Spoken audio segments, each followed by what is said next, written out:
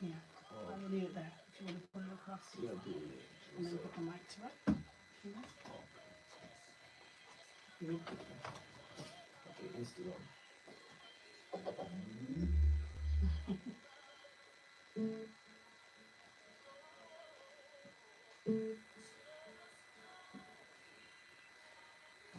Have you got everything? I have. Trying to see you. I can't see you. I'm not like, oh, I thought I'm live yet. No. When you go out, Joy.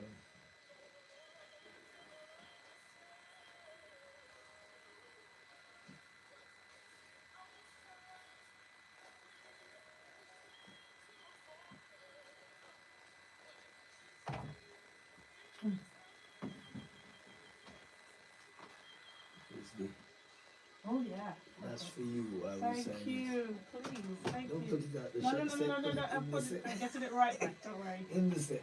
I'm trying to. And you're the first to see all them together. But that's just hello everyone. Welcome. I'm actually going live on the radio station here in London, Adventist Radio. Just stay tuned. I'm here with Zania.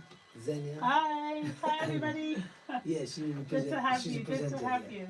Okay, so welcome on board, and I'm sure you'll enjoy what is about to come.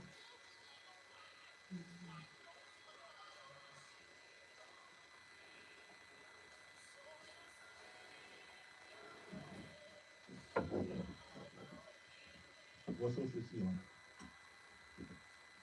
YouTube. I just went YouTube, Oh, you're on YouTube, okay. and then I wanted to go. All right, we got 47 seconds. And then we're live. What's his Okay. YouTube page?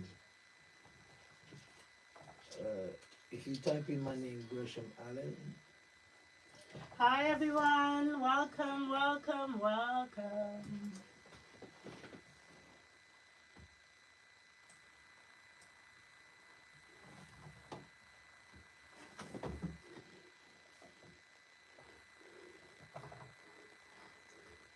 Okay. There we go.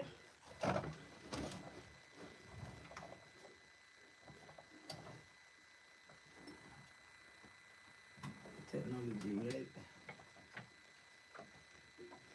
Good evening, and welcome to another edition of Talking Point. It's good to have you. I know we're running a bit late, but better late than never, they say. Better late than never. Thank you so much for joining us for this live edition. We're also live online. So if you want to see what we look like, if you want to see how our guest is presenting himself today, then please log on. It's I'm Dr. G, the Love Motivator. That's his handle. DJ Zenya G is mine, and you can find us and be part of the conversation as well.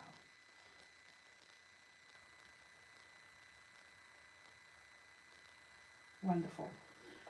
Right. As always, I've got my trusty co-host. I believe that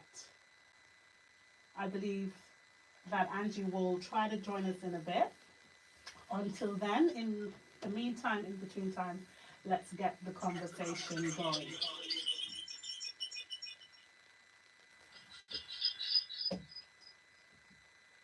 Okay? Perfect.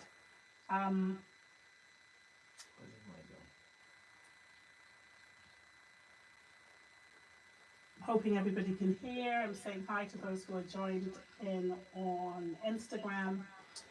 Pedro, are you there? I am. Lovely. Perfect.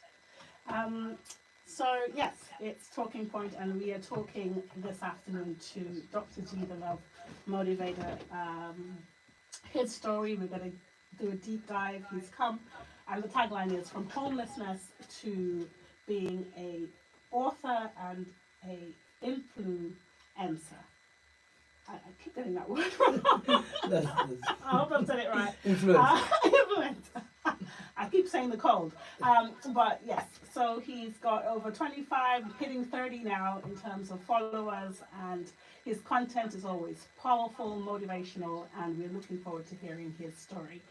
But before that, as always, let me just introduce my co-host. Pedro, are you there? I am. Good afternoon, everybody. Welcome to Talking Point. This Fantastic. is Pedro.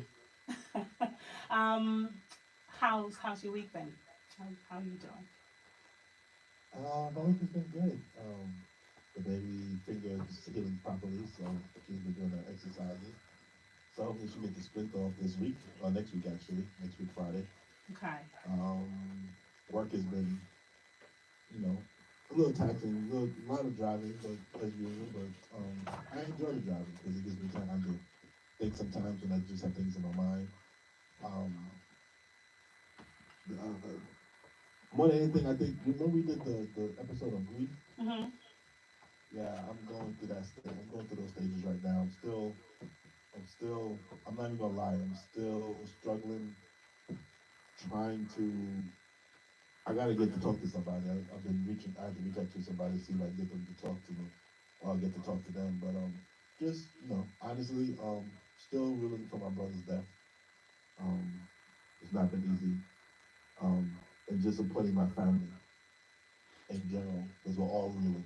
My brother, my sisters, it's just all just like leaning on each other right now. So this week was kind of like that. It was kind of like just checking up on everybody, Mhm. making sure everybody's okay. Just talking. So that's kind of how my week kind of went this week. My week was kind of more, um, yeah, just trying to hear, just trying to breathe and get through get through the week. It was just one of those weeks we just need to try to get through the week. I'm not sure if you can get on to the live. It would be good to see your face as well. Um, so if you can come on, I know you have an Instagram handle as well. So hop on if you can so we can see you. I think it's echo because I have you on my Instagram, Oh, you do? and it may be, So but I think it may be going from my speaker to my speaker, so I can't have it on. Okay, hold on. Because we don't Let's necessarily see have now. to do the Does that Zoom. sound better? yeah, Let's see. take this on I can take the Zoom off for now, and then you can come on here. So I'm going to invite you. Okay? technology. Fantastic. It's amazing. Fantastic. Can you hear me now? I can hear you, but I'm saying I'm inviting you onto the live so we can see you. Can you come on? I'm not. I'm not. I'm not decent. You know what? He's I'm not. not decent. He's saying he's not ready. Well, the technology. Also, welcome. Thank you for the Unless you're welcome. topless. Can we say that on radio? Whoa, wait. Talking point is happening. Talking point. Yeah, okay. All right, fine, fair enough. We'll leave you on Zoom, but just want to say hi to those who are tuned in, who are joining via I'll be going in a live. minute. I'll go and change my shirt in a minute. I didn't expect so, because my camera's not working. So I was like, Yeah, I know, I know. I ain't going live. I like that about you. If you're very honest, Pedro, and I appreciate that. Yeah, no, Appreciate that's that. it. I'm sitting here chilling. But thank you for sharing. In fact, we're doing this month, we're going to be talking to our men about our men and the issues that they face. And so we've got a couple of other programs coming up. If you are familiar with Adventist Radio London, please get connected so you can hear those conversations. And we'll try to carry them live as well. But we're just going to have a panel of men discussing issues from health to wealth to um, relationship, and just kind of understanding where they're at, because we know the statistics are scary, we know the figures are dismal, and we know that we've got to be there for our men. We've got to be there for each other, man, woman, boy, girl. I mean, listen, this thing doesn't discriminate. But Pedro, when you shared just now that you are looking now to connect with someone and seek support, that's a critical move. A lot of our men suffer in silence. A lot of our men suffer quietly, shamefully, and just feel that it's not appropriate. They're too macho, too manly to seek support. And I'm glad that you are championing that cause and you're seeking the support that you believe you need. And you know what? It's never wasted. If you connect with someone and you get the support that you need, then that's absolutely the most essential But thing. here's the funny, not even the funny thing. Here's the thing. I don't think it's that, because I'm not prideful. I'm very transparent. Mm. I think I'm afraid. I'm afraid when they come up. Yeah. Yeah. I'll be honest. That's what probably thinking more than anything is me start talking and then finding out more things that is on my head that I just didn't realize. And I think that's the scariest part. Because Yeah. you It's like don't opening realize Pandora's these things. box, isn't it? It's Right. like It's like opening Pandora's right. box. Like you don't realize what you're really feeling. Because I can say, oh, this is how I'm really feeling. Then you start talking to somebody, and then you start realizing, oh, that wasn't it at all. Hmm. And then it just opens up a whole nother faction that now you have to deal with, and that could be a scary proposition Yeah. I for anybody. appreciate that. I know what you mean. It's, as I said, it's like opening a Pandora's box, and you're not sure what you're going to get through, what you're going to get to. Because sometimes what's happening in the past, what happened in our childhood, it's all connected, and it all causes issues later on in life. So, yeah, I know there are several issues. Even for myself, I've had experience with that. There's several issues why we don't get support. Whatever the issues are, know that you can and you should seek the support that you need. So thank you very much, Pedro, for raising that. And you're in our heart and prayers as a team. I think we're family at this point. Oh, no, yeah, that's a Exactly. We're family. People don't understand the way we talk to each other off camera. They don't I understand. know. We need to share some of those. I keep saying we need to record it. Yeah, we need The to conversations we have behind the scenes are, Man, they be like, what Oi. is going on? but If I could just step in, yeah, of course. I want to say, first I'm hearing from you. I'm here. I go by the name Dr. G Love Motivated because I love every human being more than I love animals. That sounds bad, right? A lot of people love animals a lot more than they love human Tell beings. the That's a truth. That don't sound conversation. bad. That sounds about right. Yeah, and Tell the truth. I want to tell you, brother, I hear you. Um, I know I'm just this kind of guy, spirit led. So just want to share with you, grief is a real journey. I lost my sister at the age of 42. She was um, through COVID 4 years ago, and it really shook the motivator. Mm, And I'm coming out. I'm coming out even stronger and wiser. So praise God. trust the process. That's what I will give to you. Trust the process of it, and believe that you can make it through it. And yeah, I'm here. You said you need somebody. I'm here, man. That's all I want to put out there today. Thank you. I just followed you on Instagram. Here I we go. appreciate that. Here we go. The journey has started. You know what? Before we go any further, and I know Dr. G, you're itching to get in, and we want to get you talking. Let's just have a word of prayer. Yes. Heavenly Father, we thank you once again for the opportunity to have these meaningful conversations. I know some of it may be sensitive, I know some of it may be triggering, but we know that all things work together for your good. Bless the technology. We've got a lot of things going on at the moment. We're on YouTube, we're on Instagram, we're on Zoom. Oh my goodness, we're live on radio, so it's all happening, but I know that you can make it work perfectly to your name's honor and glory. In Jesus' name we pray. Amen. Amen. And amen. 100%. Good to have you guys joined in. Please stay for the conversation. It's going to get real. It's going to get raw. And I know it's going to help. I know it's going to help somebody. And for me, I've said it all the time, Dr. G, you may have heard me say it to you because we've had a live previously, but if it's just one person, I beat that drum all the time. If it is just one person that we pull from the weeds, we pull from the ledge, then these conversations are well worth it. So let's jump in. Excuse the pun. Let's get going and let's talk to you about your story. I know you've got a number of books on the table, so we're going to say that first and foremost. He's an author, ladies and gentlemen, listeners, friends, and he's brought some of his books with him. So which one's first?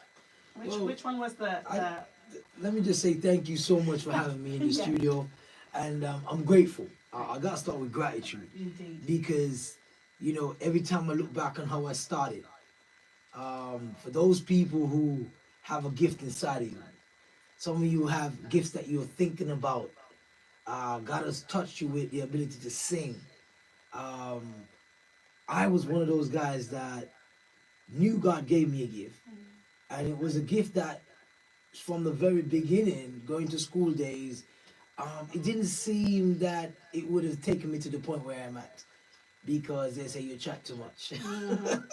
Teachers, enough. so So it was something that now I look back when I'm getting paid to speak, when I'm getting booked to speak, when I'm now publishing books. It's a journey. So I'm grateful. Even now you say influencer. I didn't start out with that in mind. I'll be honest. I did not start out with influencer in mind. I just started out from a broken heart. That's where I started from. And I was awakened because I understood that, you know, if I went through what I went through, loving somebody the way I did, giving my heart to them, on my soul, engaged to be married, planning wedding, excitement, somebody out there has went through a broken heart just like me. And all I remember hearing God tell me, son, tell your story. And that's how we started 15 years ago, 2009, when I really grabbed a hold of it. And now you say It's books. running. Now you say books. So the first book I want to present, I've actually changed the title. Still, this is the book that my mom says is the best one. Yay. It's actually called The Perfect Love Triangle. The reason because, relationships for me was my thing. That's where I started out trying to give. Okay, if you say you love someone, you should love someone. And somewhere down the line, God says, son, the triangle thing got some issues with certain people. But God came up with love me, love you, love we. So I'm yet to relaunch that book. I just wanted to show you. Yes, But, yes. but the big one is there. And then the next one, God said, tell your story. So I wrote Masterpiece. So Masterpiece is my story. And it's unfinished because the story has evolved That's right. so much That's from right. where it is. And then I thought about personal development and helping people with their lives and stuff. And God said, give them something to write in. So I wrote Victory. And this one is a workbook, really, it's supposed to be. But yeah, that's what it's supposed to be. And then my baby. My baby, I call it Dreams. I believe if I ask you, I don't want to be honest, but ask you a question, what comes first, the dream or the idea? And a lot of people say the idea, but really I believe it's the dream. I believe it's a dream. I can give you my philosophy behind it because We're gonna dig deep. We're gonna dig deep. But the yes. baby in your hand, Yes. Cold, Do you love love you. you? That's where we are. That's the one. That's the one. Be You Love You was born in February this year. Literally, after doing a live with a gentleman, and he was. I was saying I'm done. I published the books. I'm done. I have no more books in me. Like I don't need to write any more books. I've done. For those people you didn't influence it, but as a motivational speaker, as a keynote speaker, doing what I do, empowering people, to speak something and then teach it, That's I've the got one. Yeah. it. But then I heard the voice saying to me, son, you need to tell them exactly what's important in finding themselves. And that's what the book's about. Finding who you are and knowing where you are and what you've been through, especially with going through COVID. And that's where the book actually was born. Because, being you and loving you is the key to living your best life and living the dreams that God has given to you. Well, I love all the titles, and I'm glad that you offered me this one. It's going to be signed, sealed, and delivered. Personal edition, perfect. And I will have a good look through it. When I was trying to because when we are doing programs with authors, we normally try to get a handle on the book so we can have a good read and understand where we're talking from. I couldn't get a hold of this, and so thank you very much for bringing it for me. That's okay. That's a gift. That's okay. Thank you so much. Thank you so much. Pedro, you still there? Of course I'm saying.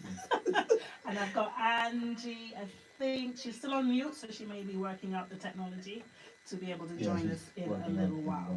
Yes. All right. So Dr. G, I'm going to call you Dr. G. Gershom Allen is the official name, but I'm going to call you Dr. G for the purposes of the live and the conversation that we're going to be having. Let's start at the beginning. And we've got just about an hour and a half. Time flies, honestly. We started late. I think we may have permission from the bishop to go on a little bit longer. There's nothing going on after the show. But I mean, put a pin in it just 1 second. Yeah. She's back. She's there. So just let me know. There she is. Beautiful. Angie. Hey, how are you? I'm not too bad. One of those days as usual. Oh gosh. I know you have your hands full on a Sabbath and you were trying to get back to do the program from church, weren't you? Yeah, but I had a few stops in between, so Good to have you. it's longer than everything. So hi everybody, and thank you for joining us at Hi. Talking. Hi. Hello. So, Angie, you just come in when I've just asked Dr. G to go back for us and give us a little bit of history, a little bit of background. We're talking his story, and the details really have to begin at the beginning, I would want to say. So, you were born in Montserrat, that's where I'm from. Woohoo! Shameless plug. And you were born in Montserrat. Yeah, of course, the nature out. And raised as in an Adventist home. Yes. Yeah, and I remember when we spoke last, you reminded me of how strict your dad is, and saying good afternoon to the bishop as well. Tell us a little bit about your upbringing. What significance did being raised in an Adventist home bring to the whole construct and where you are today? Faith. Faith. Faith. One word, one answer. Yeah, I think the bottom, the foundation of everything that I've accomplished so far is faith. And I know for a fact, when I think about the journey, I understand that it's all a process. And for many people, um, they think faith is something, okay, I have to get it over, like it happens straight away, or I don't know, it's way out there. But faith is as simple as getting up in the morning and turning on the tap and expecting water to come through it. And that's how I've established. But my father, you talk about parents, was very strict to believe in his faith, and he's a man of action. Shout out to my dad. He's in Montserrat right now. Is he? Yes, in the Caribbean, jealous. enjoying the sun. All right, that's enough of that. My mom. So the parents, they both work together in really building the home as an Adventist home, because they sent us to Adventist school. And it's you and four. All of us went to Adventist school. Okay, and how many siblings? It's About 8 of four? us. 8 of 8 of us, and Goodness. now 7 Yes. living. Yeah. Yeah. But faith is because my father always believed in prayer, early morning worship, get up, and then get on with the day. That was it. And Getting you up early before you wanted to get up oh early. yeah, you hear Another my one. dad out there singing about 5 o'clock in the Hey. morning, and it's a hint that time for you to get up, or if you didn't get up, he will come and get you. So yeah, my faith, was one of the biggest things that allowed me to become where I am. And praise God, and shout out to those who are raising children, God-fearing children. There is nothing to replace that in the home or anywhere else, to be honest. Okay, so you've been raised in the church with the foundations, the SDA foundations, and because of the volcano, I'd imagine you had to move to the UK. Yeah.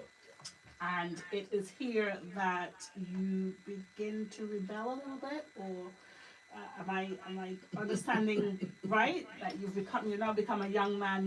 You're grown, as it Yeah. were, as we say, and now you have rebelled a bit against what you were raised to believe in, and the way that you were raised to behave. That's somewhat a strong word, rebel. I think Right. Okay. I Tell me how. think where it happened for me was, I think going into my late teenage years, so about 19, 18, trying to find myself as a man. I think they're about 20. I just kind of started trying to figure it out on my own, and that's where I made a mistake. And I think, when a lot of the times young people think they can do it on their own. Hey. You think that you're the DJing life, going out and DJing at night, not letting my parents know I'm actually DJing, not music that we're not supposed to be DJing, and I'm going to parties that you're not supposed to be going to, because the influence is too much stronger. Your mind is not strong enough to actually speak to it, and so it's where that it's coming into the big city. Island life is totally different to this. Oh yeah. I think that was it, and I was curious. Um, but I never went far from God. That's one of the Praise things. God. That's one of the things I must say. No matter how much I fall, and I think that's one of the things I would always say to people in my messages, in my story. You could fall as many times. The falling is not the problem. It's you getting back up. Mm. And getting back up for me is everything. And the song said, every round we go higher and higher. Amen. So it's all about knowing that now where I am. You said something I don't even think about the numbers, influences and follow. I don't. It just comes because God is taking you higher. God is Amen. exposing you. God is moving, and that's why, as I said, this book is my baby because being able to rub shoulders with international motivation speakers and being in the room at the table with them, you're like, how did I get here? Amen. And it's all because of God. that mind, that faith that I built on, and yeah, those teenage years, I'm so happy that I made it through it Mhm. because when I look around and I see so many people, young people especially, I do speak in schools too and universities. Um, the distraction is there.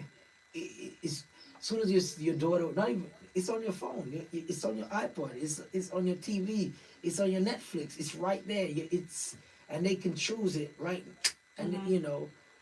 so yeah. It's a weird and wonderful time that we live in, and you're right. Pedro, Angie, I don't know if you want to add anything here.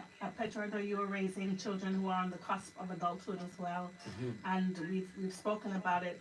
It's the beauty of Talking Point. We have touched on almost every topic over this. You know what? I saw a flyer on my phone. I think it was Google Pics or whatever brought it up. 1 year celebration in 2021. So we've been going strong since 2020. Wow. Praise God. And I'm not sure that That's there's a nice. topic we have not touched. Wow. And we have spoken to our young people, we've spoken with our young people, and I'm raising a boy. I mean, I say it too often, I'm sure.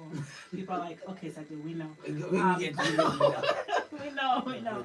But the struggle is real. And Pedro, I don't know if you share some of these sentiments, but I can see him trying to find himself, and every now and then he pushes against the grain, and we're tossing and tussling, because he's pushing me and I'm pushing back. But that's so true. I said rebellion, but to be honest, it is us as young people. Finding. I'm not going to forget it as well. Trying to find Trying to yourself. find ourselves. Yeah. It's so funny because, as he just said, in the morning it's kind of the three kids. It's kind of hard. Well, he had eight, but we get up. We do have prayer with them in the morning. Every morning before we As you walk brush out your the door. teeth. No. No, I'm saying it's not- just busy. It's really Yeah. crazy in the morning. Yeah, Sometimes. it's just really crazy. Yeah, because the girls just want to take forever, especially the 14-year-old. But we do have prayer in the morning. So what he was talking about, I believe in, because that's where I was brought up. My mother's a Bible worker. My father was a pastor. So we have prayer. We have worship every morning. Every We worship in the evening. And the evening worship was the longest because my father had like 45-minute worships. It didn't matter if it was 12 o'clock at night. It didn't matter if it was 9 o'clock at night. He would still be about 45 minutes every Yep. night. Which Mhm. at the time I was like, man, this is forever. Are we going to finish? But now that I look back, I appreciate what he did because it gave me a foundation of now that I have my kids, I'm very staunch on having that no matter what. Even if we just pray, we're gonna take 5 minutes and thank God for the day and for the life that we have. Because I just think that it just puts it instills what it does is that what I'm sure he's about to tell us, whatever you go through in your life, when you have God and faith in your life, no matter if you leave God, God will always be in the back of your mind. You may not realize it, but he's there. And then you start doing things and you're like, man, why am I? And then you realize God is still talking to you because you have that faith. You don't lose that faith when you're instilling in your children. If you instill in your children every day, every moment, then even when they leave, even if they kind of stray away a little bit, God will be able to talk to them and bring them back in. Yeah. And that it makes a big difference in their life. And it's just ironically that he was just talking about what he was talking about because just even what you just talking about, Xavier, Mhm. I just finished before we got on. I just had worship with the kids, and I was talking to them about their attitudes and how when I say something to them, they act like they don't know what I'm talking about. And I told them straight up that if I don't care if they're mad at me, I don't care if they hate my guts. But if it means that they're in the house and they hate my guts and they're in the house and they don't like me, that means they're not outside getting in trouble. They're not outside getting pregnant. They're not outside doing drugs. I'd rather them be in the house and be mad at me than be outside and getting in trouble. So it's my job to not always say what they like and to butt everything because I'm not their friend, I'm their parent first. Yeah. So what you were just talking about and what he was just talking about, I'm very strong believer in that. I believe that's the way that we should raise our kids. You don't need to raise our kids with this. I don't give them options. I've said this before. In my house is a dictatorship. I know it's gonna come off wrong. Easy, Petra. Hey, listen, it is a dictatorship because this is why it's a dictatorship to me. Because I'm following God the best I can. And God is telling me how to raise my kids. So Yes. therefore, if God tells me to do such and such, if they don't like it, guess what? They'll get over it. They'll get over it. They'll be in their feelings for a few minutes, but they'll get over it. Come back and give me a hug and say, I love you, Daddy, and walk away. That's it. You know, they'll get over it. You know, I don't get upset when they get mad at me. You know, they're allowed to do that. So, you know, like I said, I know some people are not going to agree with that statement, but For me, it's about balance. If I can get at him, we can have our arguments. I can set my rules, but he also knows, and I hope he knows. I'm sure he knows how much I love him. You know how much these rules are to guide him, to keep him out of trouble. I'd rather do that than to have the police ringing my door, as you've just said. So I mean, it's one or the other. If we don't try and correct them now and guide them now, then somebody else, the penal system, will take over later. So yeah, absolutely. And the disrespect and being respectful, because at the same token, with our kids, like I'm respectful to them. I'm never disrespectful. I don't, you know, yeah, I do raise my voice, but then I do say, okay, you know, I shouldn't raise my voice. But be respectful of me too, because if I'm being respectful to you, don't be disrespectful back. Because you be disrespectful back, and the real daddy gonna come out of me. Like I'm gonna show the southern daddy that my daddy showed me. I'm gonna show the old school daddy like my daddy from the South. He was from Evergreen, Alabama. He was no joke. He didn't play that. Back then, you know, you could be hurt, but now my dad was the same. Oh my gosh, tell me about it. My dad was the same. My dad was no nonsense. But not her. Okay, you know, I'm trying to. I used to be like that. I'm trying to let them be seen and be heard. Yeah. But you better say it in the right way, because if you don't, you're gonna be waking up from a little nap in a few minutes. All right, let's move along quickly, that's before you get us. Hey, I'm being honest. You know Yeah, I hear you. I hear you. I tell my kids, you wanna call social services on me? Go ahead and let me go for a parent and see if you love that more than you love me. Yeah. I tell them straight up. I hear that. I tell them straight up. If you want to go look at somebody else, go right on ahead. You're more than welcome to. Let's see how you thrive and flourish in another household, the way you can thrive and flourish in this household. I want you to try and see.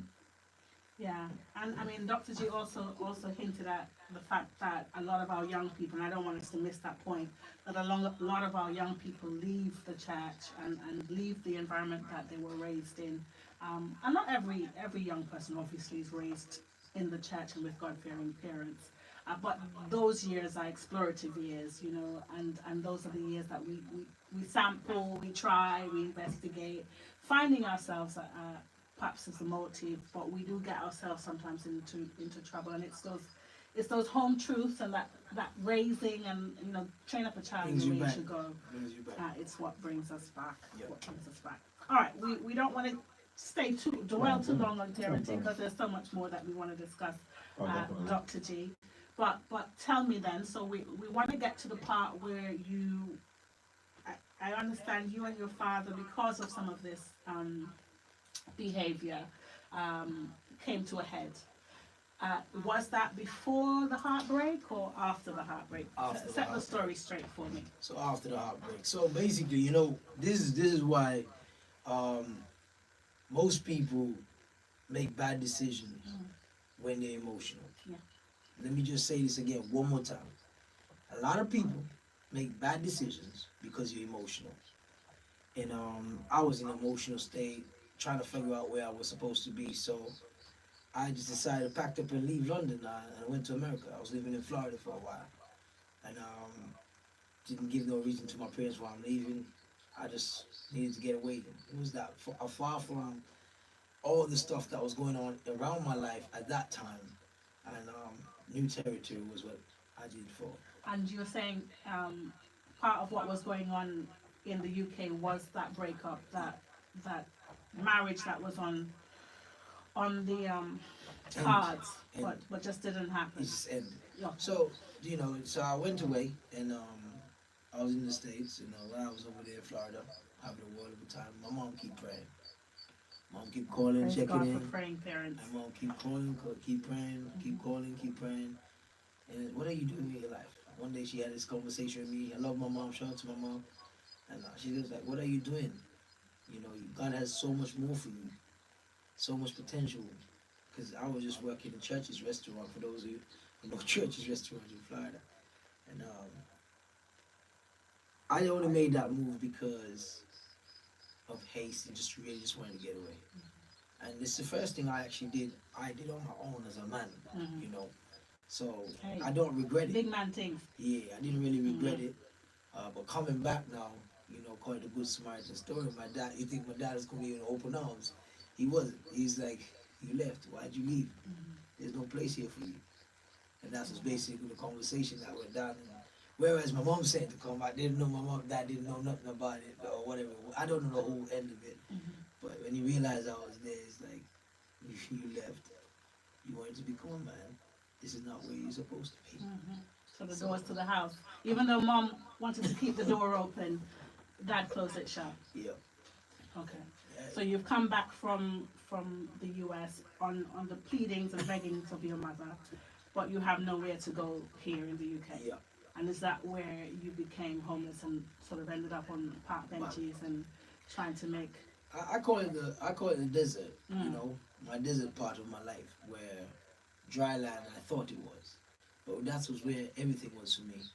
I always say about the park bench because I actually literally it was a cold night looking up at the clear sky, stars were out, and saying, "What am I doing with myself right now?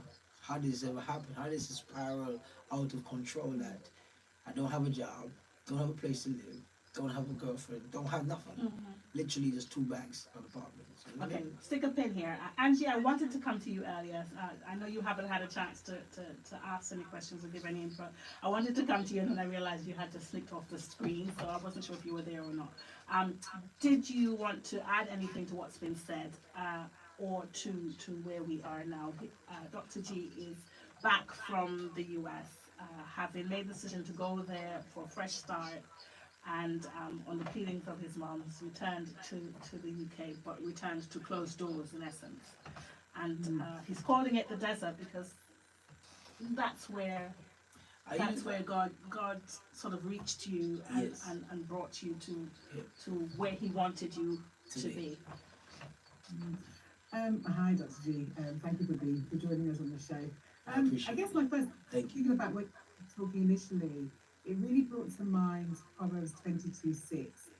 Train up a child in the way he should go, and when he is old, he will not depart from it. And sometimes I often wonder kind of how that presents itself, because you talked about your upbringing, and that's setting a really good foundation for you. You've got a praying mother. It sounds like a very strict father, although setting very staunch principles and what have you. Yeah. But at some point, when you've got older, but it's still there and underlying. So I'm kind of wondering at this point, when you've sort of gone away, understandably, had heartbreak, you want to have a fresh start, do something. But when you come back, and again, you talked about your mum praying for you, what really was the kind of turning point for you? And actually, was God in that moment for you? Did you kind of recall any of those childhood messaging and those kind of big principles that had been instilled in you? Did that actually have anything to do with it, or really was it a case of I'm at really rock bottom, as it were? What am I going to do next? I think it's both of them. They're not separate. But the training is definitely established in me about faith. As I said, I started out with that. But the conversation was real. and having the encounter again. I think I've had an encounter when I gave my heart to Christ at the age of 11 years old. I was baptized. I knew His voice. I knew who He is, and I understood clarity of the direction where He wanted me to be.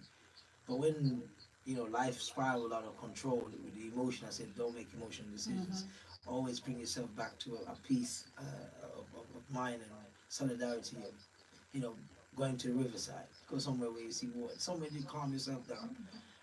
That park bench was my desert because, you know, when I think about it, I'd say to myself that conversation is still vivid of how I heard God spoke to me. And I said that, I said, God, do you trust me? That's all I heard for the son, do you trust me? And I said, yes, God, I do. Now go and tell everybody your story. So you are on, goodness me. How do you trust God from rock bottom? Don't make it too sweet, too romantic. Don't make this story too romantic. How do you trust God from a park bench when you've listed it for me. You've lost your family, you've lost the love of your life, you've no job, no home, no future by the looks of it. That's how it looks. How do you trust God? So when I remember looking up at the stars, and that's what I said. He said, stars was vivid, they were bright, and all I could think of, we're gonna be one of them. You should be shining bright. So tell everyone your story. Just tell your story every single day, and that's what I did. So even though I was trying to stay on the 149 bus to keep warm, and then I would go to the McDonald's in Brimsdown, and there's a lady that would come after a little while, and she would put first I think she put a towel with a burger inside of it, because she realized I was coming there regular. Yes, and I asked her to clean myself and to eat something for free. And that for me, that I'm getting goosebumps now. That's when I look back on my story, it was knowing that, and I told everybody I had a broken heart, but God kept me. I did not lose my mind, although I had suicidal thoughts. I didn't want to be in this world. That's how that dark place was. So if I'm telling my story, I started to go on and talk about relationships and giving coaching online. I remember, shout out to my cousin, Vernisha, she came in and she said, oh, here's something you can do. Put it on Facebook. You can go and put your messages on Facebook. That's what she said to me. I couldn't even type. I couldn't spell. I couldn't read. I was dyslexic. I only found out later on that I was dyslexic at the age of 31 after going back to university, Birkbeck University in London. So what I'm saying is, in that conversation, all I heard was, do you trust me? If you do, go and tell everybody your story. And now I can tell you from that moment, you want to say sugarcoat it, say, okay, it sounds too romantic. It's real, because when you understand what trust means, is if I'm supposed to do something, you do it. So if you're supposed to sing, sing. If you're supposed to paint, paint. If you're supposed to build a house, go and build it. And you talk about Noah. Noah didn't know. Come on, Noah didn't have no idea. He said, build a boat. And God gave him the wood. He told him exactly how high. Didn't he look crazy? He looked crazy. So maybe you're saying I looked crazy, but you don't want to say that. But I probably did. But the truth of it is, I remember when the vision started getting more clear. Because when I was a young boy, this part of me, and I talk about the enemy tries to take away your gift very early, is one particular teacher. Don't call names. I forgive her now. I love her now. She put clothes pegs on my lips. Wow. She said, you talk too much. She put 4 clothes pegs. You started with when you kept talking, and I kept talking up with another one, and then 2 at the bottom, 2 at the top. That's the most. That's these old school teachers. And I'm saying it from a perspective of when you understand that when the enemy knows your gift before you. Yes. You talk for a living. You come on and get paid. Look, let me just say this, and I say this with all authority, that God gives you a gift, and all you got to do is to trust God with your gift. Amen. That so you might say I can't say no better than that. If you know you trust the bank with your money, right? Mhm. Say no more than Say that. no more. Yeah, let's not get into that. Should we or shouldn't we? Let's listen. Let's take a pin here. Let's take a break. I'm sure Not my everybody colleague. trusts the bank with their money now. Oh boy. Did I pull a nerve there? I hear you. Let's take a break. We're gonna take a song and then we're gonna come back. We're still on live. Don't go anywhere. I'm not sure if you're hearing us clearly. If Yeah, you are, check give us a that. heart, give us a like, give us a thumbs up, and we're gonna take a song for the radio purposes, and then we will be back. It's 911 by Kirk Franklin. Hey, how we doing? I was asking you guys if you wanted to come over to Instagram. Do you want to take the time now, Pedro, to change and get decent? It would be a lot better. It'll be optics would be better, and people would hear. I think a little better. Yeah. Just Yeah, but I see my just thing. throw a shirt on. Lordy, lordy. I'm yours then, yeah. Huh? I'm guessing to join yours, but I'm not sure if I'm doing this. That's the right Oh thing. yes. I see you. It was. Okay, guys, thank Can you you tell for me? joining the conversation. YouTube family, I'm about to switch over to Facebook, so I hope you guys go finish the story over there. Follow me over there.